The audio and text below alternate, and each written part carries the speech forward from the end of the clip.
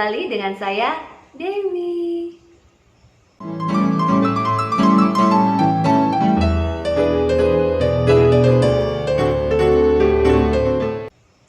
Kali ini kita akan membahas bagaimana caranya kita untuk tetap tegar walaupun kita ditimpa suatu masalah.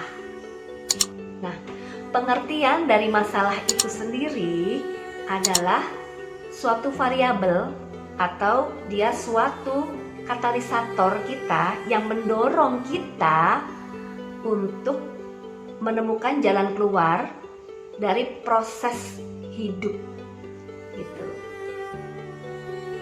Jadi kenapa masalah itu ada dan kenapa masalah itu tercipta?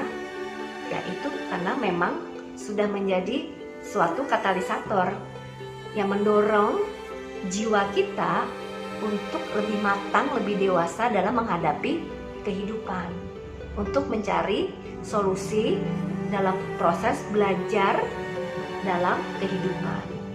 Gitu. Nah, semua masalah itu ada baik dan ada kita lihat ada segi positif dan segi negatifnya ya. Mungkin dari segi negatif, masalah atau penderitaan itu membuat jiwa kita menjadi tidak tenang, kita menjadi tidak bahagia, kita menjadi cemas, kita menjadi ketakutan, atau lebih parahnya lagi, kita menjadi depresi atau menjadi stres. Itu dari segi negatifnya. Kalau kita tidak mampu menangani masalah, menghandle masalah. Tapi dilihat dari sisi positifnya, justru masalah atau penderitaan itu yang akan membuat kita menjadi berproses gitu, menjadi lebih baik lagi, menjadi jiwa yang lebih matang lagi. Kenapa?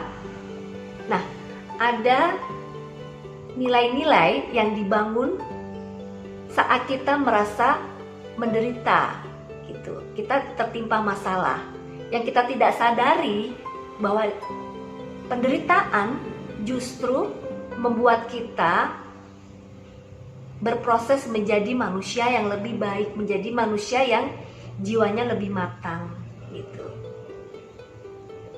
Mengapa? Yang pertama adalah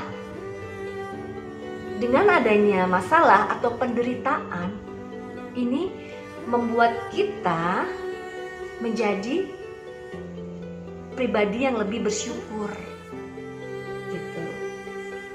Jadi misalnya kita ada masalah tentang keuangan misalnya ya, keuangan. Aduh, kok ternyata gaji kita tidak cukup nih gitu kan untuk hidup kita bulan ini gitu.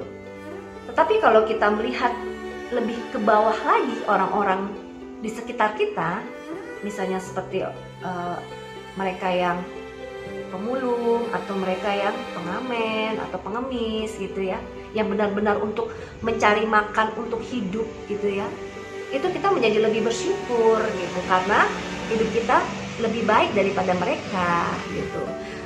Masalah keuangan kita itu tidak sebanding dengan penderitaan mereka gitu. Pasti akan ada solusinya gitu. Terus yang kedua adalah dengan adanya penderitaan itu menjadikan kita untuk menyehatkan, untuk mengokohkan jiwa kita supaya menjadi jiwa yang lebih tegar dan tidak mudah rapuh gitu. Justru adanya penderitaan itu jiwa kita sehat dan kokoh gitu. Ini diibaratkan bahwa penderitaan itu seperti penyakit ya. Penyakit itu kan sumbernya dari virus atau bakteri, ya kan? Jadi apabila tubuh kita diserang suatu virus atau bakteri, nah secara terus-menerus biasanya tubuh kita ini akan mengeluarkan hormon yang membuat imunitas tubuh kita menjadi naik gitu. Jadi kita kebal terhadap serangan virus atau bakteri tersebut. Nah, begitupun dengan masalah atau penderitaan yang datang. Apabila kita sudah bisa menyelesaikan penderitaan atau masalah kita itu, nah suatu saat kita akan mengalami kembali, nah imun di tubuh kita itu sudah ada sensor gitu loh, sudah ada kekebalan, dan itu tidak akan menjadikan kita menjadi down gitu. Tapi kita udah biasa, kita udah pernah kok mengalami ini dan mengalami ini lagi, ya sudah biasa gitu. Jadi lebih tegar gitu. Nah, yang ketiga adalah dengan penderitaan membuat kita menjadi peka, ya kan? Jadi lebih peka.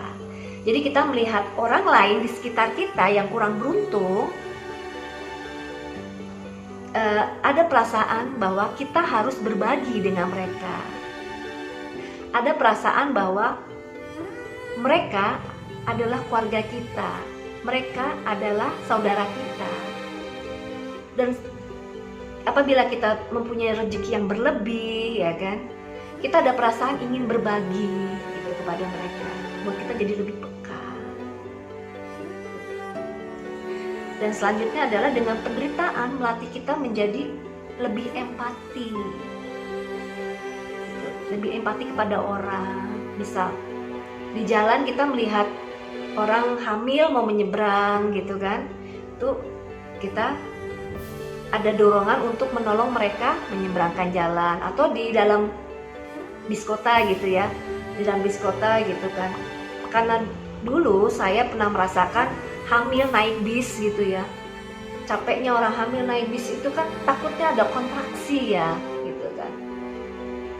Dan suatu saat saya bertemu dengan wanita yang sedang hamil, otomatis langsung empati saya muncul, mempersilahkan wanita yang sedang hamil itu untuk duduk di tempat duduk saya, dan saya dengan rela untuk berdiri gitu. Jadi bertukar tempat gitu. Karena saya pernah mengalami hal seperti itu gitu. Jadi penderitaan itu melatih empati gitu. Dan selanjutnya penderitaan itu melatih kita untuk rendah hati, untuk tidak sombong. Mengapa demikian? Karena kita pernah ada di keadaan seperti itu. Misal nih ya, kita sebagai pekerja gitu lah. Saya bekerja sebagai office boy misal, office girl gitu ya. Terus karena kerjaan kita itu baik ya kan, jujur, disiplin ya kan, tepat waktu. Nah itu atasan kita melihat, oh orang ini dia punya kompeten ini untuk naik ke jabatan atau karir yang lebih baik. Diangkatlah kita menjadi staff office misalnya. Nah di staff office pekerjaan kita baik lagi, diangkatlah kita menjadi marketing. Pekerjaan kita baik lagi, diangkatlah kita menjadi manajer marketing gitu. Atau diangkat lagi kita menjadi manajer cabang gitu ya. Nah itu kan karena ada peningkatan karir ya. Nah karena kita bekerja dari bawah, merintis karir itu dari bawah sampai kita di titik seperti ini gitu, jadi manajer atau jadi kepala cabang ya kan, kita lebih lebih rendah hati gitu loh. Apabila kita melihat orang di bawah kita itu sedang merintis karir gitu. Misalnya mereka office boy, mereka tukang sapu gitu ya.